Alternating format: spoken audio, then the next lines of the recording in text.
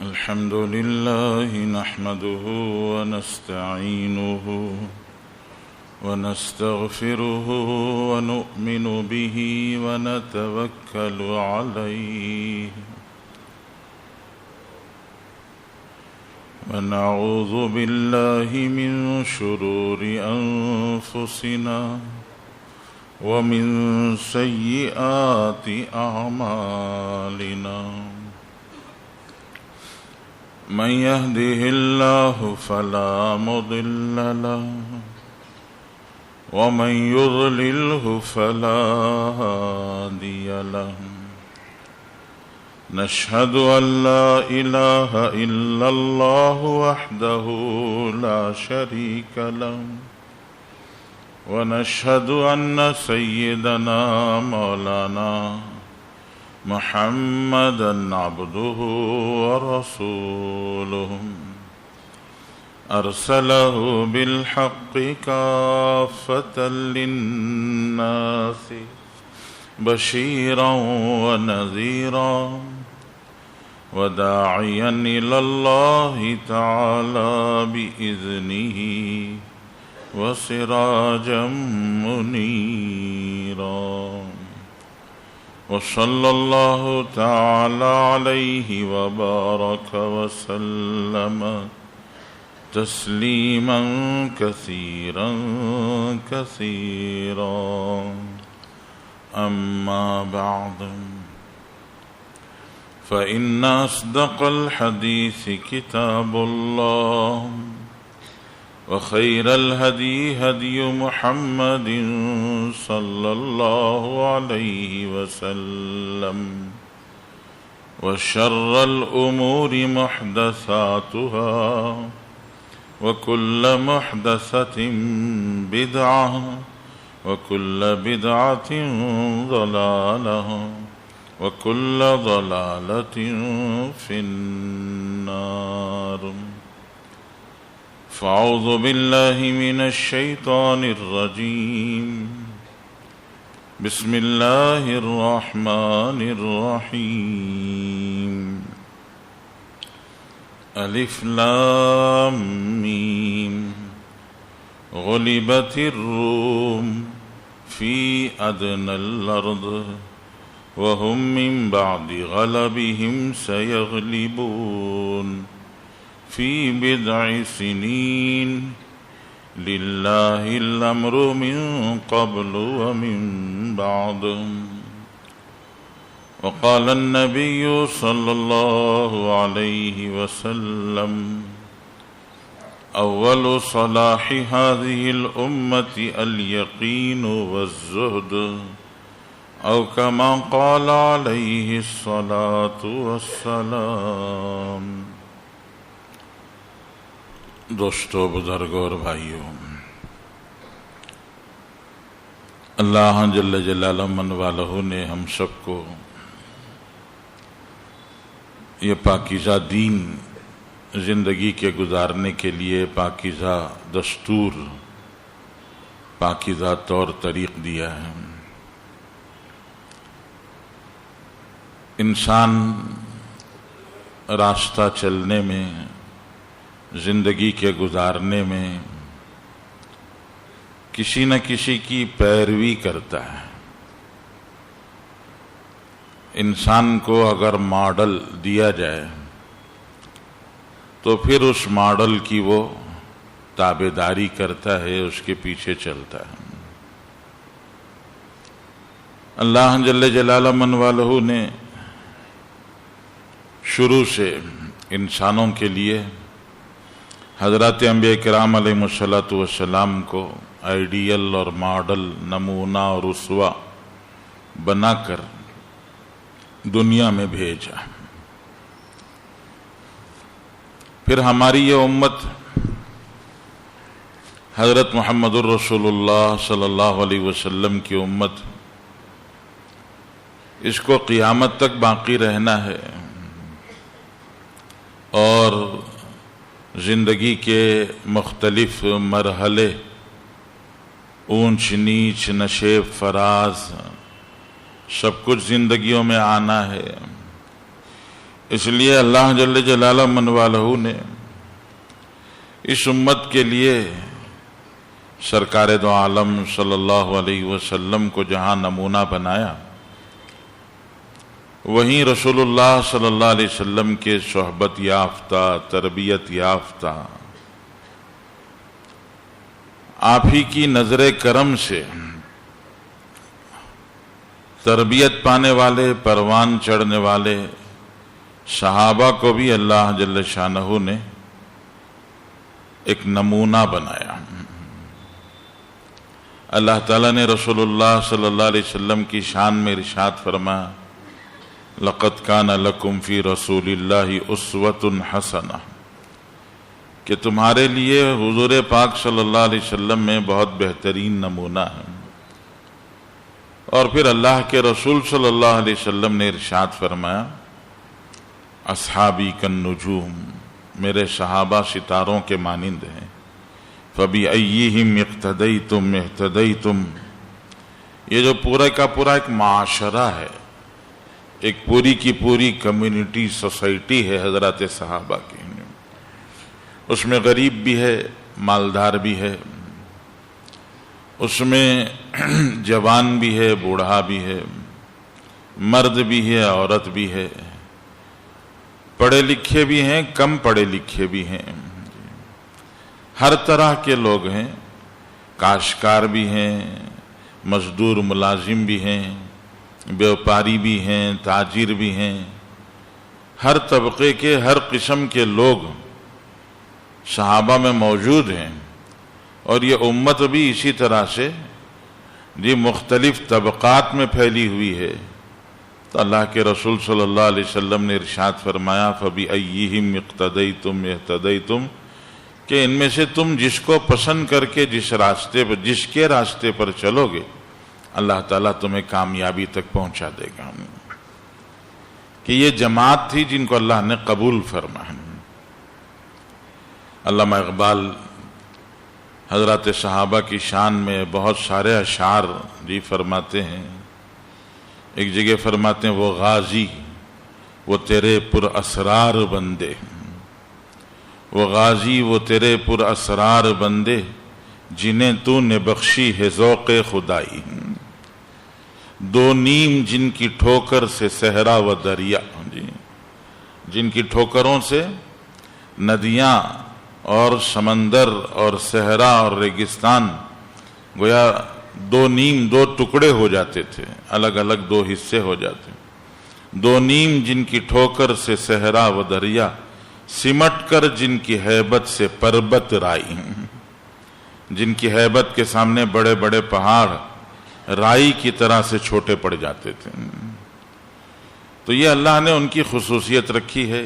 آج بھی ہم صحابہ کا ذکر محبت سے کرتے ہیں، ان کی کامیابیوں کو یاد کرتے ہیں، ان کی فتح و نصرت کے تذکرے کرتے ہیں، اور دلوں میں ایک ارمان ہم سب کے ہے کہ وہی فتح و نصرت، وہی مدد و یاوری، اور وہی اللہ جل جلالہ من والہ کی عزت، سربلندی، فتح مندی جو اللہ نے صحابہ کو عطا فرمائی، ہمیں بھی دے، ہمیں بھی ملے، کہ جس راستے پر چلیں وہ راستہ ہمارے لیے کھلتا چلا جائے۔ یہ ارمان مسلمانوں کے دلوں میں ہے، مسلمان چاہتا ہے۔ اللہ کے پیارے رسول صلی اللہ علیہ وسلم نے بتایا کہ صحابہ کی جماعت کامیاب کیوں ہوئی، ان کی کامیابی کا راز کیا ہے؟ ان کو اللہ جل شانہ نے اپنی مدد سے، اپنی نصرت سے جو نوازا کہ جدھر چلے کامیاب ہوتے چلے، جدھر چلے جھنڈے گاڑتے چلے گئے، ان کی اس کامیابی کا راز کیا ہے؟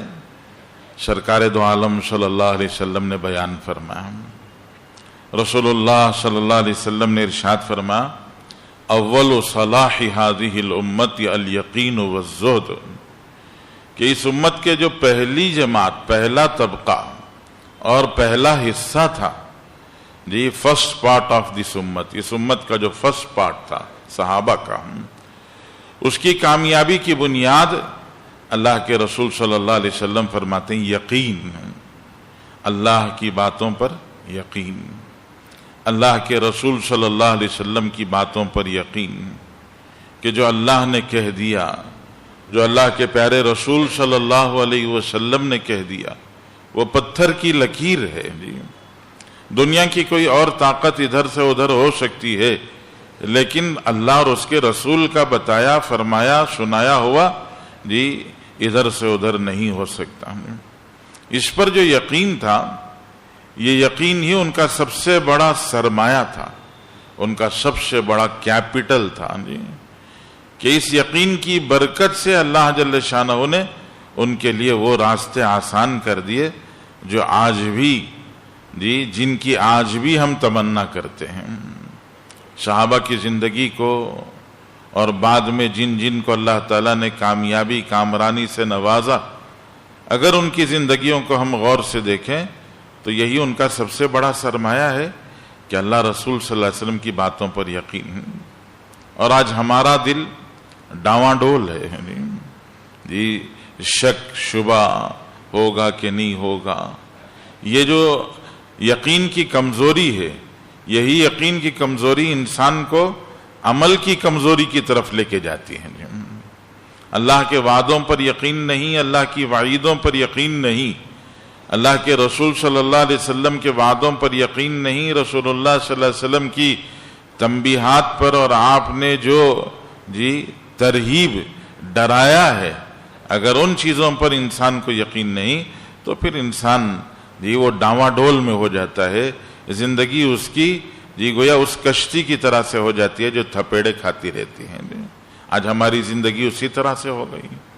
اللہ کے رسول صلی اللہ علیہ وسلم نے جو بتایا اس پر دل یقین نہیں رکھتا، کمزور یقین ہمارا۔ صحابہ کے پاس سب سے بڑی دولت یہی تھی۔ حضرت رسول اللہ صلی اللہ علیہ وسلم ہجرت کے سفر میں روانہ ہوئے۔ حضور پاک صلی اللہ علیہ وسلم کو اشارہ ملا کہ آپ کو ہجرت کرنا ہے، آپ نے تیاری کر لی۔ حضرت ابوبکر صدیق کو بتا دیا کہ تمہارے ساتھ سفر ہجرت ہوگا، اور ہجرت کے سفر سے پہلے آپ علیہ الصلوۃ والسلام کے پاس جو امت کی، جو مکے والوں کی بے شمار امانتیں تھیں، وہ تمام کی تمام امانتیں رسول اللہ صلی اللہ علیہ وسلم نے اکٹھے کی، اس کی پوری تفصیلات جمع کی، اور پھر حضرت علی رضی اللہ تعالیٰ عنہ کو بلا کر بتا کر کہ یہ ساری امانتیں ہیں، ان سب امانتوں کو جن جن کی ہیں ان تک واپس پہنچانا ہے۔ جس رات چاروں طرف رسول اللہ صلی اللہ علیہ وسلم کو قتل کرنے کا منصوبہ بنا کر ننگی تلواریں لے کر رسول اللہ صلی اللہ علیہ وسلم کے گھر کے اطراف چکر لگا رہے تھے، اور اللہ کے رسول صلی اللہ علیہ وسلم پر کسی بھی لمحے حملہ ہو سکتا تھا اور آپ پر تلوار کا وار کیا جا سکتا تھا، ایسے وقت میں نبی پاک صلی اللہ علیہ وسلم نے حضرت علی کو بلایا اور حضرت علی سے فرمایا میرے اس بستر پر سو جاؤ، صبح امانتیں ادا کرو اور امانتیں ادا کر کے پھر واپس میرے پاس مدینہ آ جانا۔ حضرت علی رضی اللہ عنہ سے رسول اللہ صلی اللہ علیہ وسلم نے جو یہ ارشاد فرمایا، حضرت علی سے آپ سنیں کہ حضرت علی کیا فرماتے ہیں۔ حضرت علی رضی اللہ عنہ فرماتے ہیں زندگی میں کبھی بھی موت سے امن نہیں تھا، ہمیشہ ڈر تھا، دھڑکا تھا، گھبراہٹ تھی، پتہ نہیں کس لمحے جان نکل جائے، موت آ جائے۔ لیکن وہ رات، جس رات رسول اللہ صلی اللہ علیہ وسلم نے مجھے اپنے بستر پر لٹایا اور اللہ کے رسول صلی اللہ علیہ وسلم نے ارشاد فرمایا کہ امانتیں ادا کر کے میرے پاس واپس آ جانا، حضرت علی فرماتے ہیں کہ وہ رات جس چین کے ساتھ میں سویا ہوں زندگی میں کبھی اتنے چین سے نہیں سویا ہوں، اس لیے کہ یقین تھا کہ جب تک رسول اللہ سے واپس نہیں ملوں گا اس وقت تک موت کا فرشتہ میرے پاس نہیں آ سکتا۔ یہ یقین ہے یہ جو صحابہ کے دلوں میں تھا۔ حضرت رسول اللہ صلی اللہ علیہ وسلم نے ہجرت کا سفر فرمایا۔ ہجرت کے سفر کے دوران میں سراقہ ابن مالک نے رسول اللہ صلی اللہ علیہ وسلم کو تلاش کر لیا، اور تلاش کر کے اللہ کے نبی صلی اللہ علیہ وسلم کے سامنے رسول اللہ کو پکڑنے کہ محمد صلی اللہ علیہ وسلم کو پکڑ کر اگر قریش مکہ کے حوالے کیا جائے تو 100 اونٹوں کا انعام تھا، 100 اونٹوں کا انعام جی۔ تو سراقہ نے دیکھ لیا، راستہ پر معلوم کر لیا، حضور صلی اللہ علیہ وسلم کا تعاقب کیا، آپ کا پیچھا کیا، اور وہاں تک پہنچ گئے جہاں رسول اللہ صلی اللہ علیہ وسلم حضرت ابوبکر اور اپنے رہبر کے ساتھ گزر رہے تھے۔ تو آپ کو پکڑنے کی کوشش کی، لیکن رسول اللہ صلی اللہ علیہ وسلم کی دعا آپ کی دعا کی برکت سے وہ قریب نہیں آ سکے۔ تو اس موقع پر 3 دفعہ کی کوشش کے بعد رسول اللہ صلی اللہ علیہ وسلم نے ایک اکیلے ابوبکر سامنے ہیں، ان کے سامنے حضور پاک صلی اللہ علیہ وسلم نے سراقہ سے کہا کہ سراقہ تمہارا کیا حال ہوگا اس وقت پر جب تمہارے ہاتھوں میں فارس کے بادشاہ کسرا کے کنگن ہوں گے، کہ فارس کا بادشاہ اپنے ہاتھوں میں جو سونے کے کنگن بنگڑیاں پہنتا ہے وہ تمہارے ہاتھ میں ہوں گے۔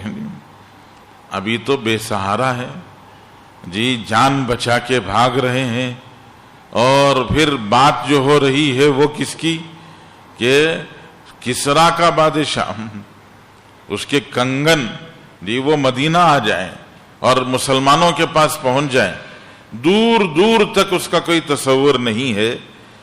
سننے والا شاید ہنس پڑے، مذاق سمجھے، ٹھٹا کر لے، اور یہ سمجھے کیسی باتیں کر رہے ہیں، جان بچا کے تو بھاگ ہی رہے ہیں، ابھی تو جان کی سلامتی کا سوال ہے، اور آپ کہہ رہے ہیں کسرا ٹوٹ جائے گا، اور کسرا ٹوٹ کر اس کے پورے خزانے ہمارے پاس آئیں گے، یہاں تک کہ اس کے ہاتھوں کے کنگن بھی ہمارے پاس آ جائیں گے۔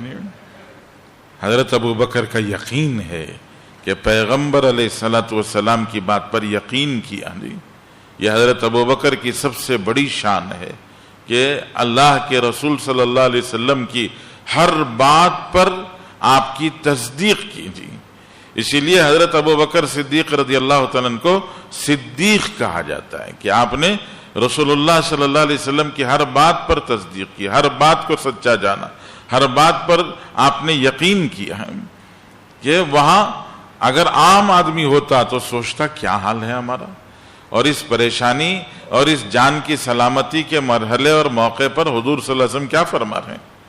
حضرت ابوبکر کی زندگی میں کسرا ایران فتح نہیں ہوا، تو حضرت ابوبکر صدیق رضی اللہ تعالیٰ نے انتقال سے پہلے چونکہ حضرت عمر کو خلیفہ مقرر کر دیا تھا، تو حضرت عمر کو بلا کر حضرت ابوبکر نے فرمایا رسول اللہ نے فرمایا ہے، اور اس کا سننے والا میرے سوا کوئی اور نہیں ہے، اس لیے یاد رکھو کہ کسرا کا مال جب آئے گا، وہاں کے خزانے جب آئیں گے تو اس میں کنگن بھی آئیں گے، اور وہ کنگن کسے دینا ہے؟ اللہ کے رسول نے بتایا سراقہ ابن مالک کو دینا ہے کہ وہ سراقہ ابن مالک کا حصہ ہے۔ اللہ کے رسول نے فرمایا تمہارا کیا حال ہوگا جب تمہارے ہاتھوں میں کسرا کے کنگن ہوں گے۔ قرآن پاک کی وہ آیت جو میں نے آپ کے سامنے پڑھی، اللہ جل جلالہ من والہ نے سورہ روم روم اللہ جل جلالہ من والہ نے ایک پوری سورت اتاری ہے، سورہ روم۔ اس سورت میں اللہ جل جلالہ من والہ سورت کے ابتدائی آیتوں کو میں نے آپ کے سامنے پڑھا ہوں۔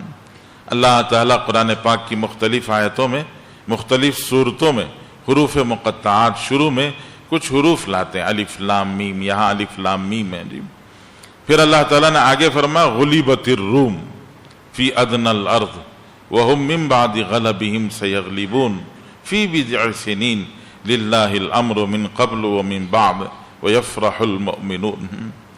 اللہ جل جلالہ من والہ ایک عجیب بات ایک ایسے موقع پر بتائی جا رہی ہے جس موقع پر اس کا تصور نہیں کیا جا سکتا تھا۔ سرکار دو عالم صلی اللہ علیہ وسلم نے پیغمبری کا اعلان فرمایا، آپ نبی بن کر مبعوث ہوئے، آپ علیہ الصلوۃ والسلام کی نبوت کا اعلان ہوا تو مکہ دو حصوں میں بڑھ گیا۔ ایک طرف وہ جو بت پرست تھے، جنہوں نے کعبۃ اللہ میں 360 بت سجا دیے تھے، اور دوسری طرف رسول اللہ صلی اللہ علیہ وسلم کی آواز پر اور آپ کی صدا پر، صدائے توحید پر لبیک کہہ کر آہستہ آہستہ ایمان میں داخل ہونے والے، وہ چھوٹی سی جماعت، بہت تھوڑے سے چند لوگ نہیں، اور دوسری طرف یہ بت پرست ہیں۔ اس زمانے میں جو پوری دنیا کا ایک منظر تھا، سارے عالم کا جو اس موقع کا ایک منظر تھا کہ اس زمانے میں دو بڑی بڑی سلطنتیں تھیں، دو بڑی بڑی حکومتیں تھیں، ایک روم کی حکومت تھی، دوسری طرف فارس کی حکومت تھی۔ قیصر اور کسرا، یہ دو بڑی بڑی طاقتیں، سپر پاور اس زمانے کے۔ کسرا یہ فارس کا بادشاہ، وہ آگ کی پوجا کرنے والا، اور ادھر روم قیصر، یہ اہل کتاب حضرت عیسیٰ علیہ السلام کو ماننے والے، آسمانی دین پر یقین رکھنے والے۔ یہ دو حصے تھے پوری دنیا میں، گویا دو الگ الگ جماعتیں تھیں، ایک طرف آتش پرست اور دوسری طرف اہل کتاب، آسمانی کتاب کے ماننے والے، آسمانی دین کے ماننے والے۔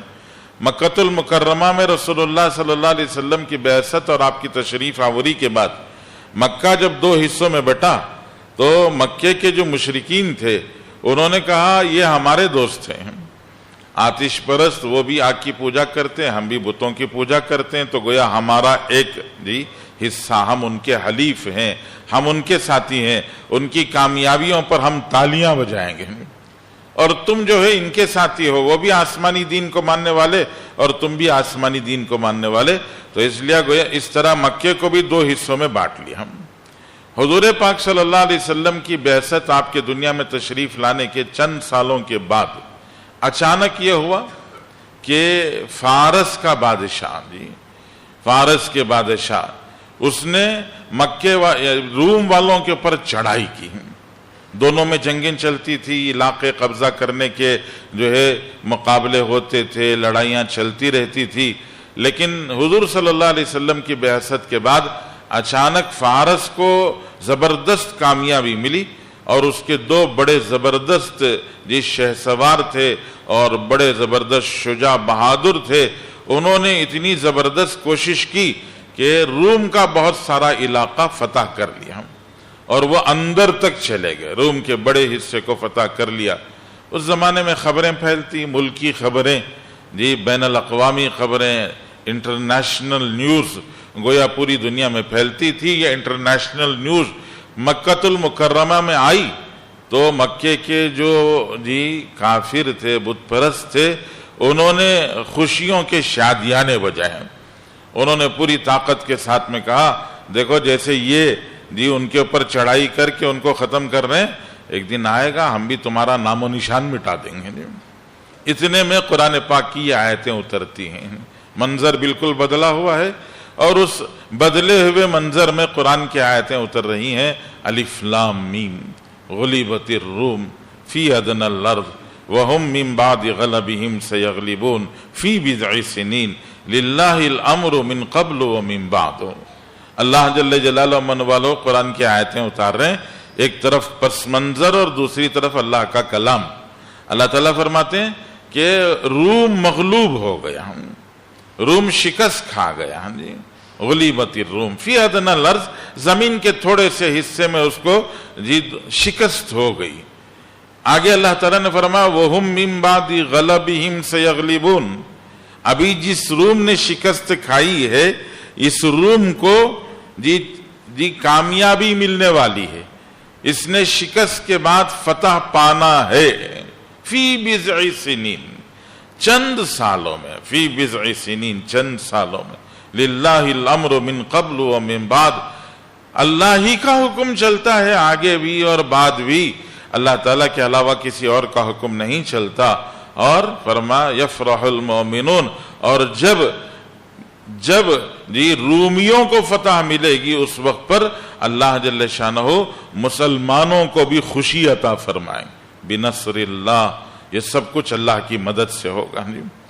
جب حضور صلی اللہ علیہ وسلم پر قرآن پاک کی یہ آیتیں اتری تو لوگ ہنسنے لگے. جی کامیابی تو فارس کو مل رہی ہے اور ادھر جو ہے کسرا چڑھائی کرتا ہوا روم کا بہت سارا علاقہ فتح کر چکا ہے اور آگے چلا جا رہا ہے.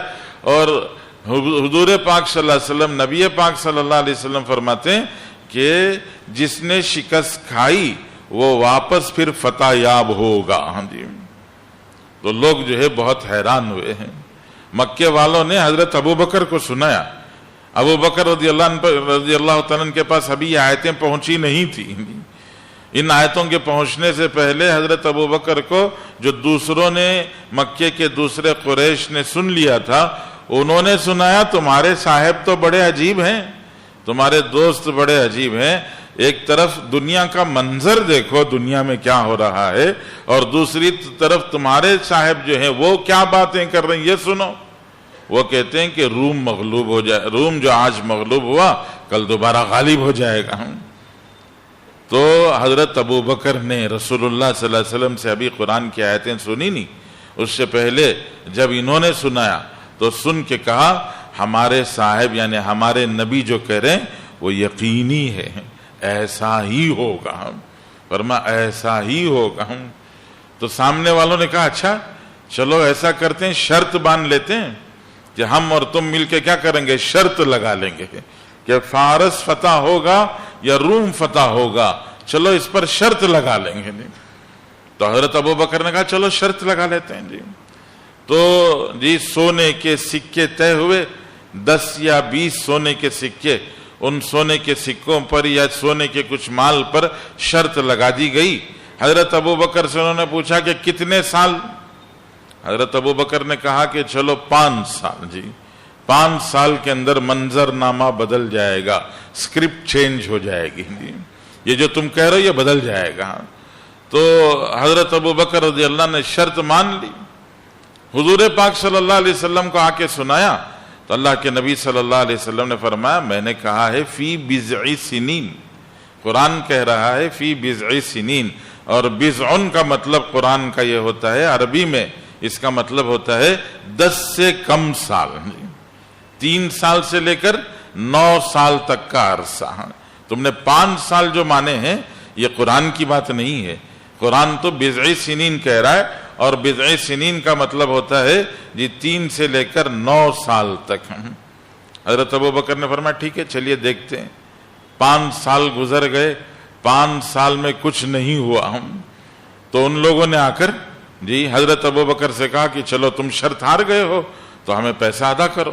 حضرت ابو بکر نے ادا کر دیا. جی پھر رسول اللہ صلی اللہ علیہ وسلم کے پاس گئے تو اللہ کے نبی صلی اللہ علیہ وسلم نے کہا وہ جو 10 پر تم نے شرط مانی تھی ایسا کرو جا کے بڑھا دو, اور بڑھا کے ان سے کہو کہ قرآن بضع سنین کہہ رہا ہے تو 9 سال, تو تم 9 سال کی مدت پر دوبارہ شرط لگا لو.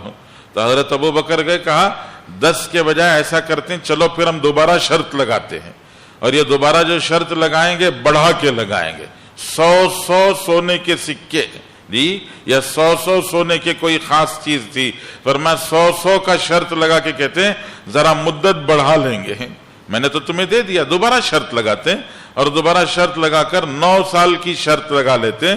تو انہوں نے کہا چلو ٹھیک ہے جی 5 سال میں کچھ نہیں ہوا تو اور 2-3 سال میں کیا ہو جائے گا, چلو ہم تمہارے ساتھ شرط لگا لیتے ہیں. تو دوبارہ شرط لگا لی. اتنے میں منظر یہاں مکے کا بھی بدلا. اللہ کے نبی صلی اللہ علیہ وسلم کو اتنا مجبور کیا گیا کہ آپ علیہ الصلوۃ والسلام مکہ چھوڑ کے ہجرت کر کے مدینہ چلے گئے. مدینہ پہنچ کر 1 سال گزرا, اور مدینے میں 1 سال گزرنے کے بعد بدر کا معرکہ پیش آیا. حضرت رسول اللہ صلی اللہ علیہ وسلم چند صحابہ کے ساتھ ابو سفیان کے قافلے کو پکڑنے گئے. ابو سفیان تو بچ کے نکل گئے. انہوں نے مکے میں آواز لگائی تو 1000 کا لشکر آ گئے. 1000 کے لشکر سے 313 کا مقابلہ ہوا, اور اللہ تعالیٰ نے مسلمانوں کو کامیابی دی. 70 بڑے بڑے سردار قتل ہوئے, 70 بڑے بڑے سردار قید ہو گئے, اور مدینے والوں کا بھی کچھ پتہ ہی نہیں کیا ہو رہا ہے. بدر میں ہو رہا ہے, بدر مدینے سے دور ہے, تو بدر میں کیا ہو رہا ہے مدینے والوں کو معلوم نہیں. جب حضور صلی اللہ علیہ وسلم 70 بڑے بڑے سرداروں کو لے کر مدینہ پہنچے تو مدینے والے حیران ہو گئے کیا ہو گیا. تو اللہ نے جی ایک طرف مسلمانوں کو کامیابی عطا فرمائے، بدر کی لڑائی میں مسلمانوں کو کامیابی ملی، اور اسی وقت پر جی انٹرنیشنل نیوز دوسری طرف سے خبریں آئی کہ وہ جو جی روم نے شکست کھائی تھی، جی اللہ جل شانہ نے روم کو دوبارہ فتح عطا کر دی جی، اور روم فارس کے وہ سارے علاقے جس کو اس نے روم سے قبضہ کیا تھا وہ واپس لے لیے، اور اس کے علاوہ اور بہت بڑے علاقے میں روم اندر جا چکا ہے جی۔ تو حضرت ابوبکر صدیق رضی اللہ تعالیٰ نے جی فرمایا خوشی کی بات ہے کہ ہم نے جو دوبارہ شرط لگائی اس شرط میں کامیاب ہو گئے جی۔ ان سے کہا تو انہوں نے کہا واقعتاً ہم ہار گئے، تم کامیاب ہو گئے۔ حضرت ابوبکر رضی اللہ عنہ کو وہ 100 سونے کے سکے دیے، اللہ کے نبی صلی اللہ علیہ وسلم کے پاس حضرت ابوبکر لے کے آئے تو حضرت ابوبکر سے رسول اللہ صلی اللہ علیہ وسلم فرمایا ھذا السحت، یہ گندا مال ہے، شرط میں جیتے جانے والا مال یہ ناپاک اور گندا مال ہے، اس لیے اس کو صدقہ کر دو، اس کو استعمال مت کرو۔ لیکن اصل جو عرض کرنا ہے وہ اللہ کے نبی کی بات پر یقین، قرآن پر یقین، اللہ کی بات پر یقین۔ آج اسی کی ضرورت ہے جی۔ اللہ کے رسول صلی اللہ علیہ وسلم کی حدیث میں نے آپ کو سنائی کہ اس امت کا جو پہلا حصہ کامیاب ہوا ہے اس کی کامیابی کا راز اللہ اور اس کے رسول کی باتوں پر یقین ہے۔ اور ہم جو پچھڑ رہے ہیں، پیچھے ہو رہے ہیں، کمزور پڑ رہے ہیں، اور دنیا اور آخرت دونوں کی زندگی ہماری جو جی بکھر رہی ہے، اس کی بنیاد یقین کی کمزوری ہے۔ اللہ کی باتوں پر یقین کمزور ہے، نبی صلی اللہ علیہ وسلم کی باتوں پر یقین کمزور ہے۔ اور جب جی یقین کی مثال جڑ کی طرح سے ہے جی، یقین جڑ کی طرح سے ہوتی ہے، جب جڑ مضبوط ہوتی ہے تو پورا درخت مضبوط ہوتا ہے، اور جب جڑ کمزور ہو جاتی ہے تو پورا درخت کمزور پڑ جاتا ہے۔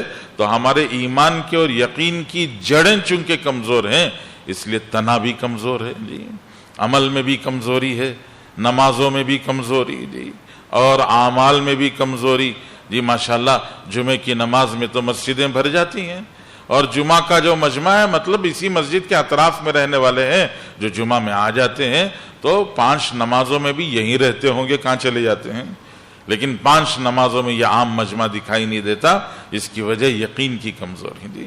ہم اپنے کاروبار میں بیٹھ کر سچ جی بول نہیں پاتے ہیں، سچ بولنے میں کمزوری۔ اللہ کے نبی صلی اللہ علیہ وسلم نے بتایا الصدق ینجی والکذب یہلک، جھوٹ بربادی لاتا ہے اور سچائی کامیابی لاتا ہے۔ لیے ہم جانتے ہیں لیکن پھر بھی جی موقع پڑے تو سچ بولنے کے بجائے جی جھوٹ بول جاتے ہیں، وعدہ توڑ دیتے ہیں، عہد توڑ دیتے ہیں، لوگوں سے کیے ہوئے قول و قرار سے ہم پھر جاتے ہیں۔ یہ ساری باتیں یقین کی کمزوری کی بنا پر ہیں۔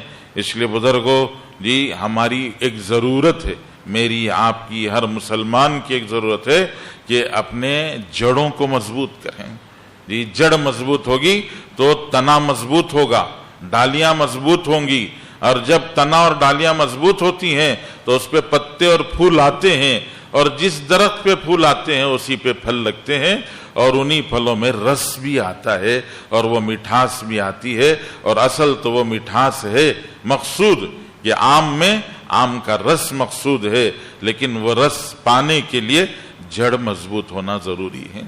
اس لیے اپنے ایمان کی اور یقین کی جڑوں کو مضبوط کرنے کی کوشش کرنا میری آپ کی امت کے ہر فرد کی ذمہ داری ہے۔ اللہ سے دعا فرمائیں اللہ جل شانہ مجھے آپ کو پوری امت کو یہ توفیق دے، یہ جذبہ دے کہ ہم اپنے ایمان کی جڑوں کو دین کا پانی، اعمال کا پانی، اخلاق کا پانی، دین کی فکر اور دین کی محنت کا پانی پہنچا کر اپنے ایمان کی جڑوں کو مضبوط کر سکیں۔ اللہ تعالیٰ توفیق عطا